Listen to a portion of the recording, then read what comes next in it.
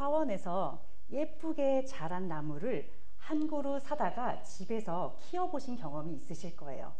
열심히 물도 주고 영양을 주면서 키운 결과가 들쑥날쑥 자라난 가지와 잎 때문에 처음에 그 예뻤던 모양은 사라지고 조금 당혹스러운 모습이 남아있을 때가 있습니다.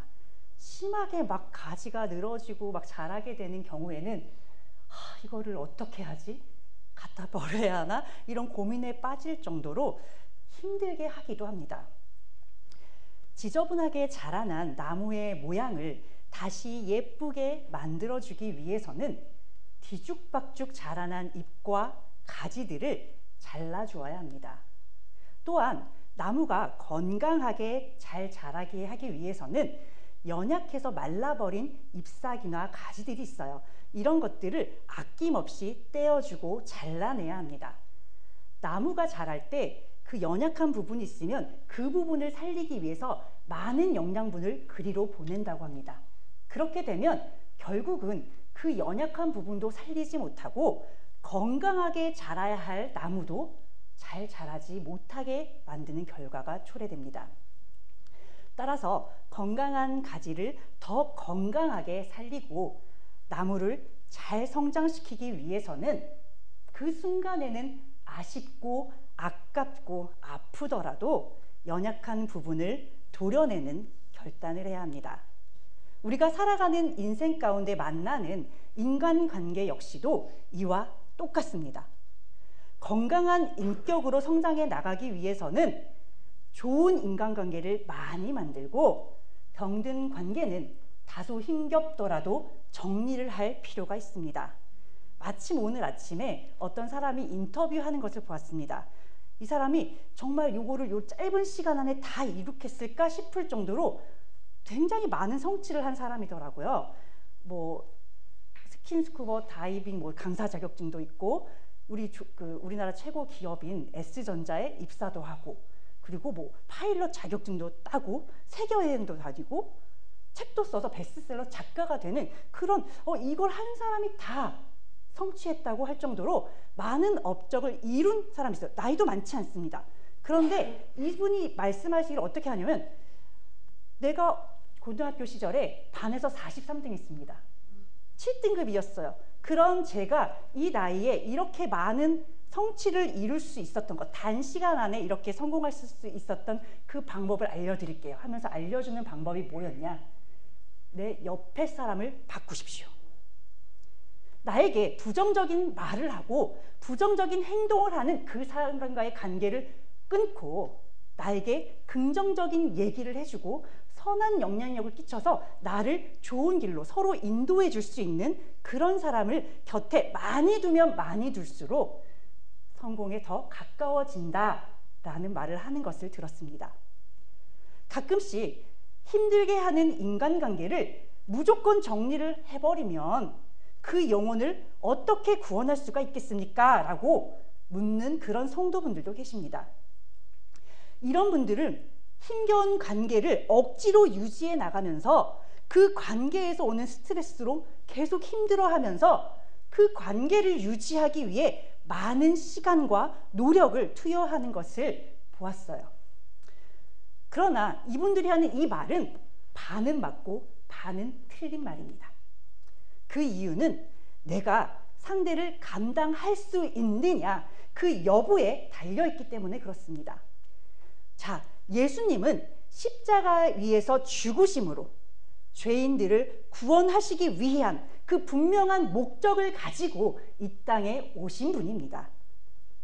예수님이라고 우리가 하지만 사실은 성자 하나님이세요. 태초에 성부 성령 하나님과 함께 이 천지 만물을 창조하신 분이고 인간의 구속사에 함께 동참하신 하나님이세요. 말씀이 육신이 되어 이 땅에 죄가 없는 몸으로 오셔서 사망의 요구를 완성하심으로써 모든 인류의 죄를 대속해 주셨습니다.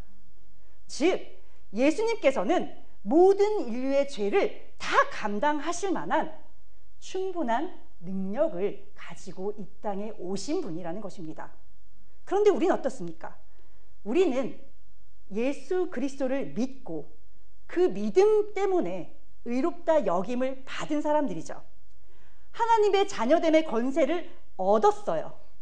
믿음으로 그리스도께서 걸어가셨던 그 길을 걸어가기 위해서 날마다 죽으며 고군분투해야 겨우겨우 예수님의 그 발자취를 조금이나마 흉내내며 갈 수 있는 그런 연약한 존재들이 바로 저희란 말이죠. 우리들이 예수 그리스도께서 걸으셨던 그 영혼 구원이라는 그 귀한 사명을 감당할 수 있는 것은 우리가 한 영혼을 품고 인내하며 자신의 생명을 내어주신 그 그리스도의 사랑을 덧입을 때에만 가능합니다. 그러니까 타인을 믿음의 길로 인도하기 위해서는 자신의 영혼을 그리스도라는 단단한 반석 위에 세우는 것이 먼저라는 것입니다. 그래야만 세상의 거친 풍파 가운데서 나도 흔들리지 않고 내가 품고 있는 그 영혼들도 보호할 수 있는 힘을 갖게 되는 것입니다.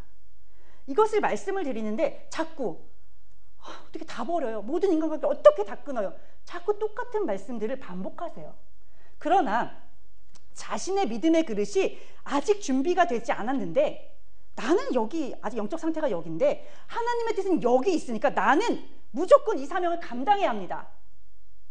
이렇게 하고 이 자리에 서기를 원하는 것은 충성처럼 보이지만 사실 이것은 충성이 아니라 오히려 교만일 수 있습니다.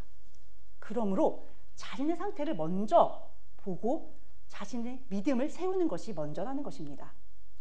열왕기상 15장 4절 그의 하나님 여호와께서 다윗을 위하여 예루살렘에서 그에게 등불을 주시되 그의 아들을 세워 뒤를 잇게 하사 예루살렘을 견고하게 하셨으니 오늘 본문 말씀인 열왕기상 15장에는 4명의 왕과 1명의 태우가 등장하고 있습니다.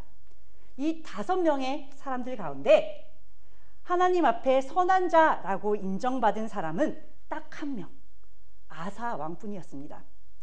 그는 남유다에 등장했던 첫 번째 선한 왕으로 그는 아버지의 악한 우상숭배를 따르지 않고 개혁을 단행한 인물이었습니다. 그의 아버지인 아비암은 르호보암의 아들이죠.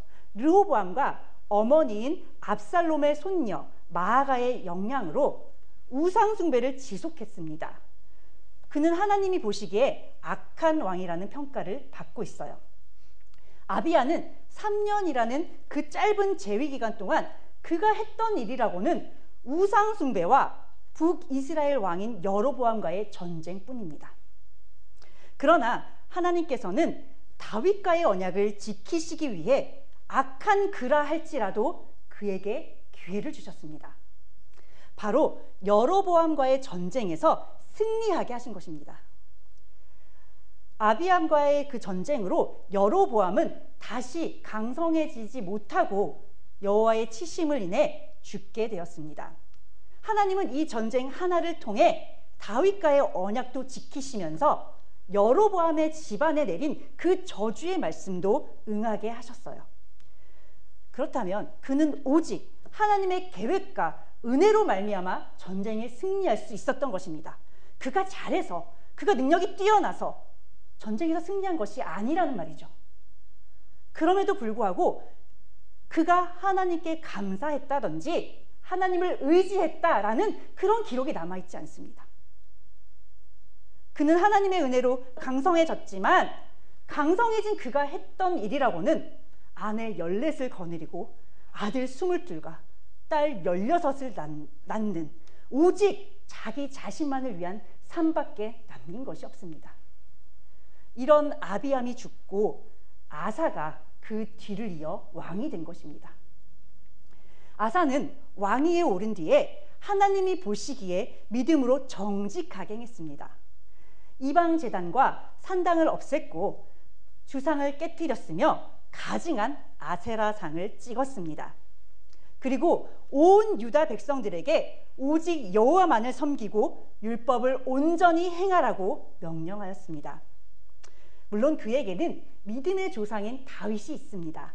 그러나 그 아사 왕 이전의 왕들이 모두 한결같이 타락하고 우상 숭배를 했던 그런 왕이었기 때문에 아사가 온 나라에 만연해 있던 그 우상 숭배를 척결하는 것은 결코 쉬운 일이 아니었을 것입니다.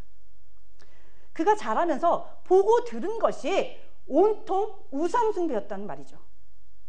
따라서 그가 자신의 조상들이 섬기던 우상을 버리고 백성들 가운데 만연해 있던 그 우상 숭배의 문화를 타파하는 데는 아주 큰 결단이 필요했을 것입니다. 그런데 그가 이렇게 결단하고 하나님께서 기뻐하시는 바를 행하며 미신을 타파하자 하나님께서는 유다를 축복해 주셨습니다. 유다 땅에는 평안이 찾아왔어요. 늘 얘기해 드리지만 사람은 이 평안할 때에 게으르고 나태해지기가 참 쉽습니다. 그러나 아사는 이 평안할 때에 싸움이 없는 그때에 세상의 자리에 안주하지 않았습니다. 그는 성읍들을 건축하며 경계를 늦추지 않았어요. 평안한 가운데 오히려 더 경계하고 혹시 모를 위험을 대비하는 이 아사의 모습이 참 멋지지 않습니까? 평안할 때, 인생의 고민이 사라졌을 때 바로 그때가 하나님을 깊이 더 뜨겁게 만날 수 있을 때이고 주변에 연약한 영혼들을 품고 기도해야 할 때입니다. 우리 역시도 지치고 고나여 기도하지 못하던 때가 다들 있습니다.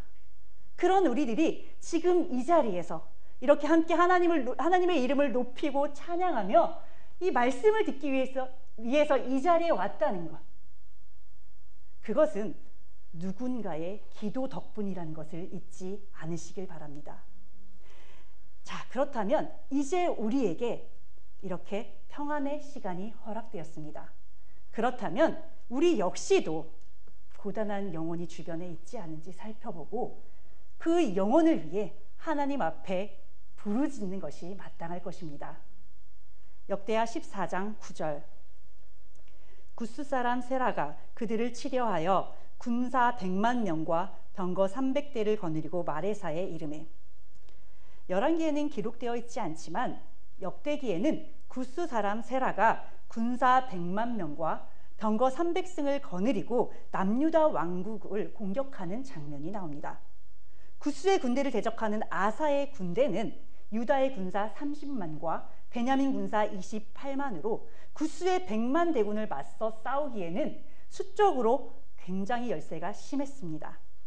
그러나 아사는 이런 열악한 현실 앞에 좌절하고 낭망하기보다는 하나님 앞에 부르짖는 길을 선택하였습니다. 자신의 부족함을 잘 알고 있는 아사는 그런 자신의 연약함을 도우시고 해결하실 수 있는 분은 온 천하에 단 한 분, 하나님밖에 없다는 사실을 너무나도 잘 알고 있었기 때문입니다. 아사가 하나님께 부르짖기를 여호와여, 힘이 강한 자와 약한 자 사이에는 주밖에 도와줄 리가 없사오니 우리 하나님 여호와여, 우리를 도우소서. 우리가 주를 의지하오며 주의 이름을 의탁하옵고 이 많은 무리를 치러 왔나이다. 여호와여, 주는 우리의 하나님이시오니 원하건대 사람이 주를 이기지 못하게 하옵소서 라고 하였습니다. 그는 하나님을 의지하였고 하나님의 이름을 의탁함으로써 그 사람의 전쟁을 하나님의 전쟁으로 만드는 지혜를 발휘하였습니다. 이것은 거인 골리앗을 대적하며 여호와의 구원하심이 칼과 창에 있지 아니함을 이 무리에게 알게 하리라. 전쟁은 여호와께 속한 것인즉 그가 너희를 우리 손에 넘기시리라. 이렇게 외친 다윗의 고백과 동일한 기도였습니다. 다윗은 사울의 갑옷이 너무 커서 그 갑옷을 입고 전장에 나갈 수 없을 정도로 매우 왜소하고 작은 어린 소년에 불과했습니다. 그러나 그는 하나님을 모욕하고 조롱하는 악한 이방인인 골리앗을 그냥 두고 볼 수 없는 하나님을 향한 강한 열심과 열정을 가진 자였습니다. 그는 평소에도 자신이 지키고 있는 그 양을 보호하기 위해 사자나 곰과 같은 맹수와의 싸움도 마다하지 않은 사람이었습니다. 그리고 그는 그 맹수와의 싸움 가운데에서도 자신도 지키고 양도 지킬 수 있었던 그 이유가 바로 하나님께서 자신을 지켜주셨기 때문이라는 것을 잘 알고 있는 사람이었습니다. 그런 그에게 아무리 세상에 큰 힘을 가진 골리앗이라 할지라도 하나님을 모욕하는 그 자는 사자나 곰과 같은 짐승에 불과할 뿐이었습니다. 그래서 그는 감히 하나님을 조롱하는 세상의 강한 자 앞에서 연약하고 초라한 자신의 모습을 보기보다는 하나님을 온전히 믿는 그 믿음을 가지고 하나님의 용사로서 당당하게 섰던 것입니다. 골리앗은 어린아이가 자신을 향해서 손에 막대기 하나를 쥐고 나오는 모습을 보면서 지금 네가 나를 개로 여기냐며 아주 분노하였습니다. 그러나 하나님의 능력을 덧입은 다윗에게 그는 이미 상대가 되지 않습니다. 아사는 자신의 삶 가운데 믿음의 조상인 다윗의 믿음과 동일한 믿음을 지금 드러내고 있는 것입니다. 우리는 다윗과 아사라는 이 두 믿음의 왕이 행했던 바를 통해 세상의 힘을 가진 그 사람들 앞에서 어떻게 하나님의 도우심을 구할 수 있는지 그 지혜를 배워야만 하겠습니다. 이것이 악함과 어두움이 거대한 쓰나미처럼 밀려 들어오는 이 마지막 때, 성도가 작은 믿음의 등불을 꺼트리지 않을 수 있는 유일한 방법입니다.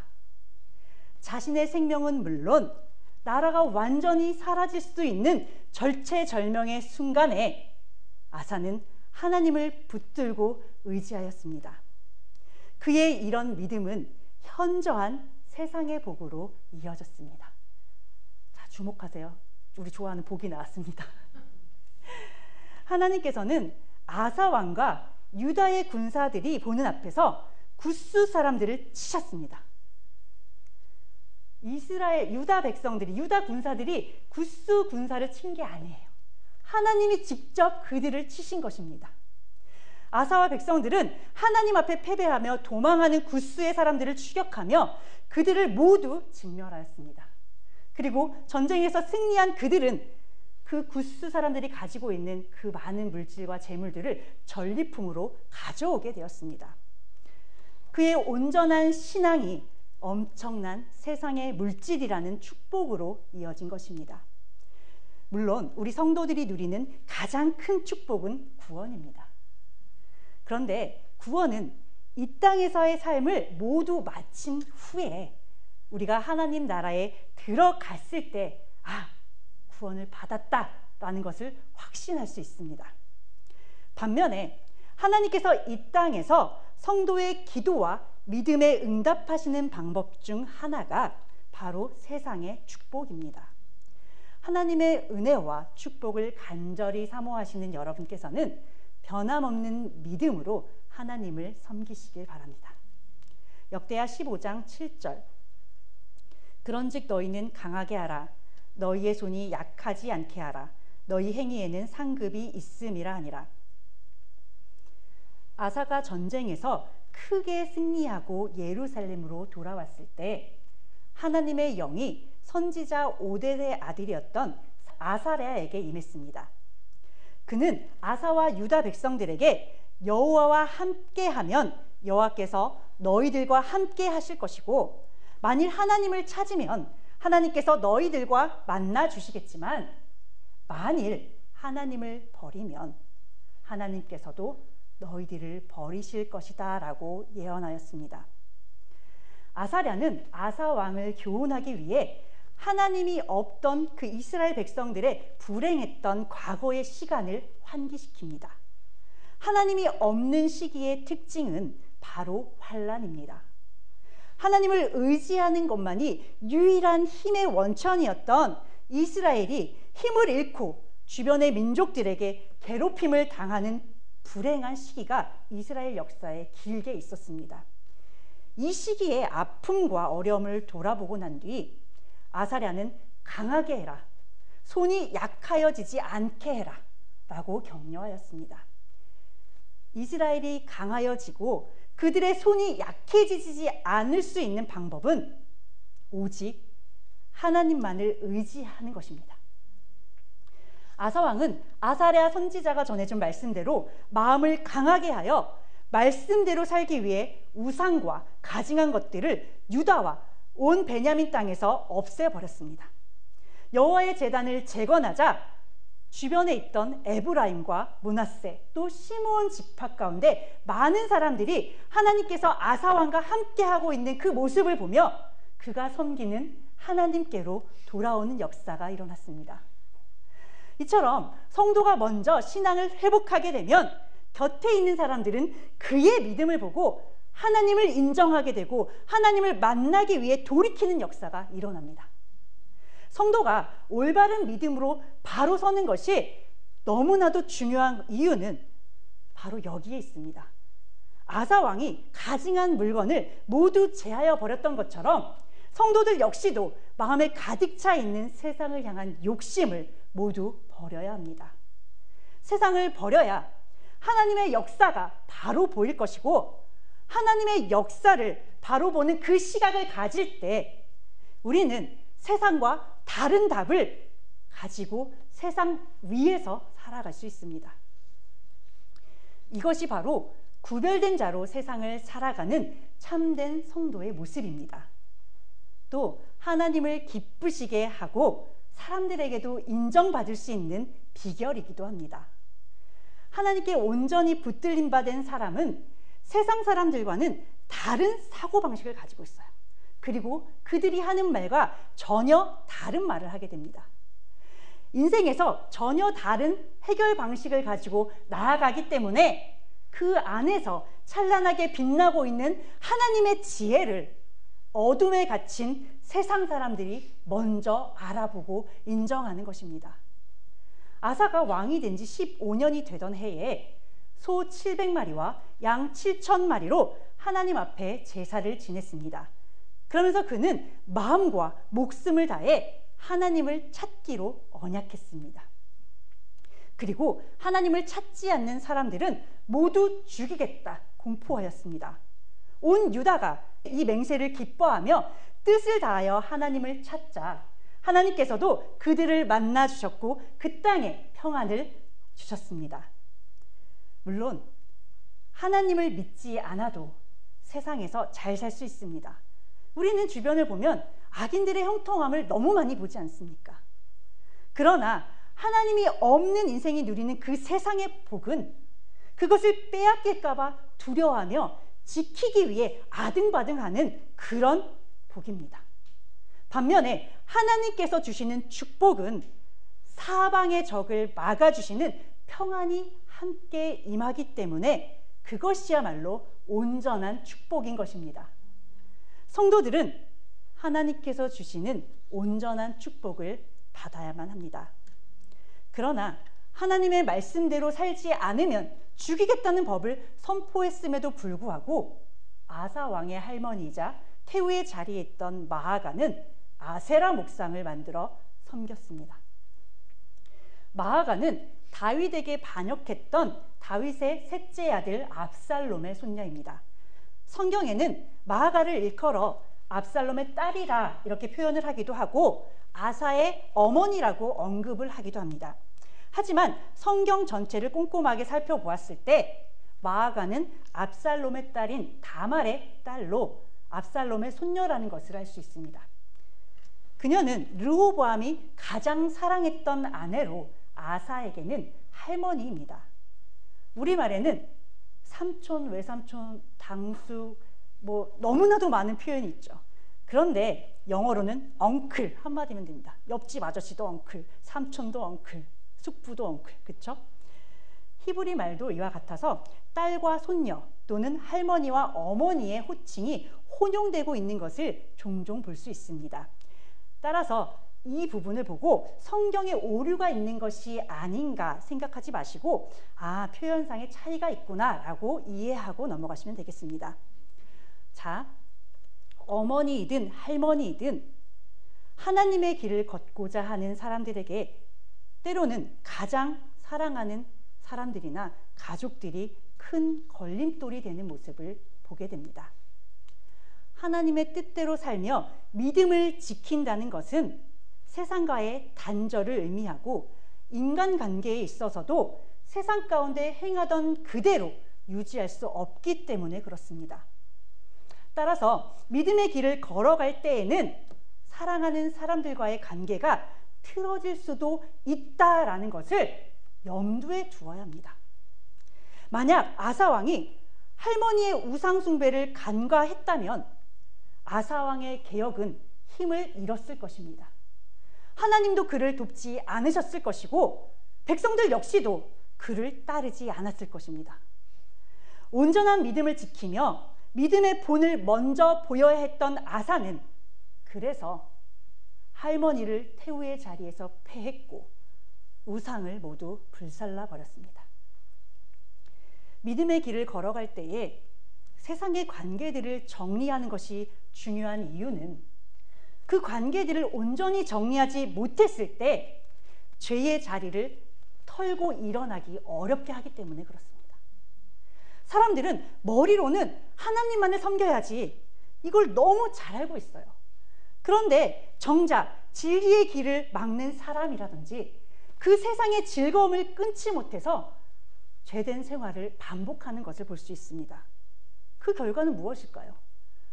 하나님께서 얘가 이렇게 결단을 했구나, 이제 부어줘야지 하면서 축복을 준비하고 계셨는데 또 죄가 붙잡는 것을 보시는 거예요. 준비가 된 줄 알았는데 아직 안 됐네, 잠시 뒤에 줘야겠다, 거둬들이시는 겁니다. 자, 그런데 우리가 상식적으로 한번 생각해 보자는 거예요. 정말 그 영혼을 우리가 사랑하고 위한다면 그 관계는 끊는 것이 맞습니다. 당장 관계를 끊는 것이 힘은 들겠지만 바로 그런 결단을 통해 사랑하는 사람이 한 번이라도 하나님 앞에 설 수 있는 기회를 얻게 되는 것이기 때문에 그렇습니다. 자, 내가 먼저 믿음으로 굳게 서야 아직 주님을 알지 못하는 영혼을 세상이라는 죽음의 바다로부터 건져낼 수 있는 힘을 가질 수 있습니다. 그러니까 이런 말씀을 드리면 자꾸 끊어, 다 하지 마, 이렇게만 받아들이시는데 그게 아니라 성도가 먼저 그 영혼이 하나님 앞에 바로 서서 그 연약한 자들을 건져낼 수 있는 힘을 가지라는 것입니다. 우선순위를 먼저 바꾸자는 얘기를 드리는 거예요. 어떤 것이 진정으로 영혼을 사랑하고 위하는 것인지 잘 생각하시고 사랑하는 사람들을 위해 결단하시기를 바랍니다. 곁에 있어주는 것만이 사랑은 아닙니다. 우리가 자녀들을 양육할 때 아이가 불편함이 없이 지낼 수 있도록 부모가 많은 것들을 케어해 줍니다. 그러나 아이가 자라남에 있어서 부모가 앞서서 그 불편함을 모두 치워주고 해소해준 그 아이는 아주 작은 불편함조차도 참지 못하는 아이로 성장합니다. 온전한 어른으로 성장하기가 어려운 것입니다. 지금 당장은 아이가 힘들어하고 불편해하는 모습을 지켜보는 내가 더 힘들어요, 부모들이. 그렇더라도 아이 스스로 그 불편함을 해결할 수 있도록 기다려주는 것이 더 큰 사랑입니다. 자녀 역시도 처음에는 내가 불편한데 도와주지 않는 부모에게 서운하거나 속상한 마음이 들 수도 있을 것입니다. 그러나 그 아이가 성장해 가면서 이것이 내 부모가 나에게 준 더 큰 사랑이었구나 라는 것을 아이가 잘 성장해 나가면서 자연스럽게 알게 될 것입니다. 사랑하는 영혼을 영원한 생명의 길로 인도하는 과정에서 어쩔 수 없이 만나게 되는 그 잠깐의 단절을 두려워하지 않으시길 바랍니다. 그 단절의 시간이 여러분에게는 하나님 앞에 믿음으로 굳건하게 성장할 수 있는 시간이 되어줄 것입니다. 여러분이 건지고 싶은 그 영혼에게는 결핍의 시간이 될 것입니다. 그가 그 불편함 가운데 평안함이 가득한 여러분들의 얼굴을 보며 여러분들이 믿고 의지하고 있는 그 하나님을 궁금해하게 될 것입니다. 그리고 그들을 하나님을 만나고 싶어하는 그 욕구가 그 안에서 생겨나게 될 것입니다. 부디 사랑이라는 이름으로 그 귀한 기회를 빼앗지 마세요. 여러분을 통해 여러분께서 사랑하는 그 영혼이 하나님을 만날 수 있도록 기꺼이 축복의 통로가 되어주시기를 바랍니다. 골로새서 3장 5절, 그러므로 땅에 있는 지체를 죽이라. 곧 음란과 부정과 사욕과 악한 정욕과 탐심이니 탐심은 우상 숭배니라. 아사 왕은 하나님의 뜻인 개혁을 과감하게 시행했습니다.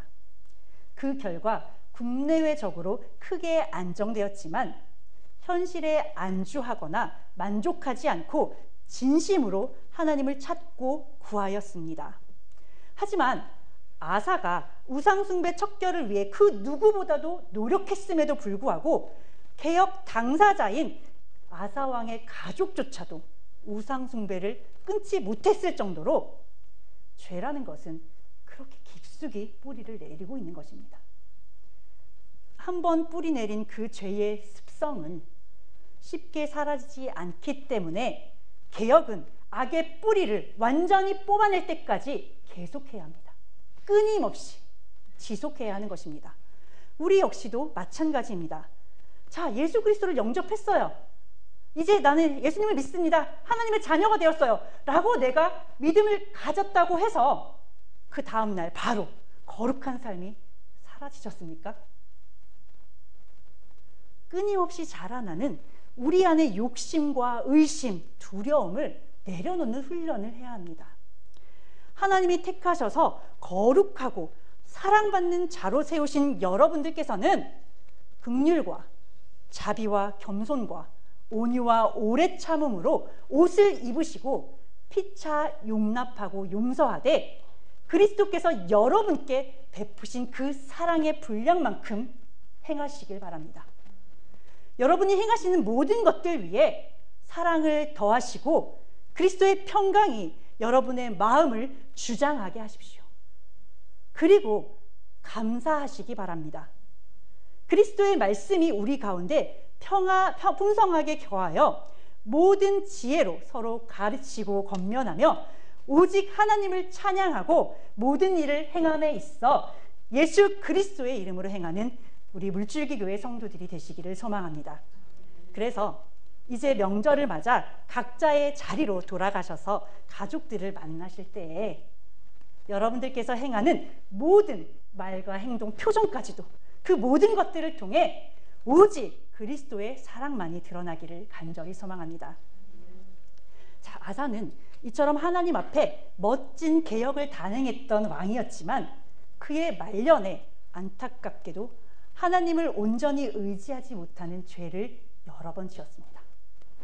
그럼에도 불구하고 성경은 그를 여전히 선한 왕으로 기록하고 있습니다. 그의 죄에도 불구하고 그를 선한 왕이라고 칭한 이유가 무엇인지, 그렇다면 성도들이 죄의 문제를 어떻게 보아야 하는 것인지에 대해서는 다음 설교 시간에 전하도록 하겠습니다. 이어질까 봐 긴장하셨죠? 제가 마치겠습니다. 사랑과 은혜가 충만하신 하나님 아버지, 아사왕의 믿음과 개혁을 통해 하나님께서 선하다고 인정하시는 믿음이 어떤 믿음인지 살펴보았습니다. 또한 하나님 앞에 한 영혼을 위해 저희가 줄 수 있는 사랑이 어떤 모습이어야 하는지도 살펴보았습니다. 인간적인 마음이나 아픔은 잠시 내려놓고 하나님 앞에 믿음으로 바로 서 참되고 진실된 주님의 사랑으로 사랑하는 영혼들을 품는 저희들이 되기를 원합니다. 저희들과 저희들이 사랑하는 영혼들을 주님 앞에 맡기오니 받아주시고 저희들에게 사랑하는 영혼들을 건질 수 있는 힘을 허락하여 주시옵소서. 명절 연휴를 만나 먼 길을 오가는 성도들의 발걸음을 안전하게 인도하여 주시고 일가 친척들을 만나고 교제하는 가운데 그들에게 하나님의 사랑을 전하는 귀한 성도들로 세워주시기를 간구드립니다. 멀리 계신 목사님의 건강을 지켜 보호하여 주시고 그곳에서 성도들을 위해 기도하시는 그 기도가 성도들의 삶 가운데 아름다운 열매로 맺히길 간절히 소망하며 예수 그리스도의 이름으로 기도드립니다. 아멘.